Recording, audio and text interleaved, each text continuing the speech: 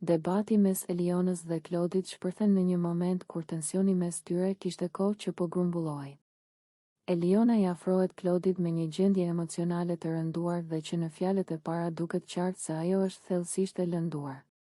Ajo i thotë se ndihet shumë keq dhe se nuk e kishte pritur kurrë një sjellje të tillë nga ai, sidomos duke pasur parasysh gjithçka që kanë kaluar bashkë brenda shtëpisë.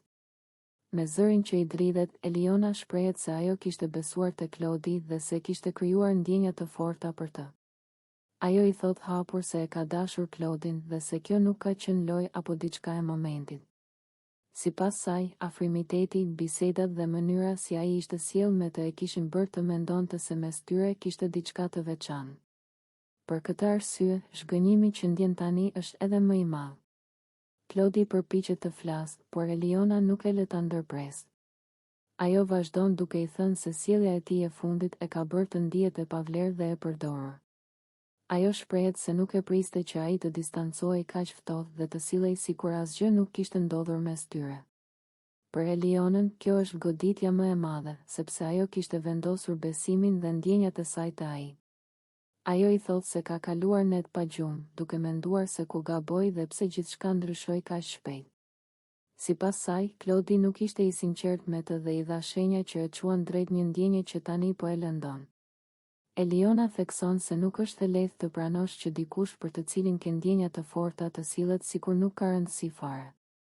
Klodi më në fund reagon, duke u shprehur se ai nuk ka pasur qëllim ta lëndojë, por edhe se nuk ndihet përgjegjës për mënyrën si Eliona i ka interpretuar gjërat.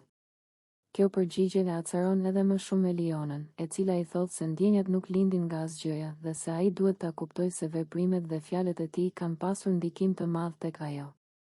Debati vazhdon me tone të larta dhe emocione të forta. Eliona përsërit se nuk e priste këtë nga Klodi dhe se dhimbi. A që ndjen tani është rezultati i asaj që ajo ka ndjerë për të. Ajo e pranon se është lënduar sepse e ka dashur dhe sepse kishte shpresuar për diçka më shumë. Këto fjalë e bëjnë situatën edhe më të rëndë, duke krijuar një atmosferë të ngarkuar emocionalisht. Në fund, Eliona mbetet e përlotur, ndërsa Klodi qëndron i heshtur për disa çaste. Debati lë pas shumë pikpyetje dhe një ndarje emocionale që duket e vështirë për t'u riparuar. Ndjenjat e Elionës janë tashmë të hapura dhe zhgënjimi i saj nga Klodi është i thellë, duke e kthyer këtë përballje në një nga momentet më të forta emocionale mes tyre.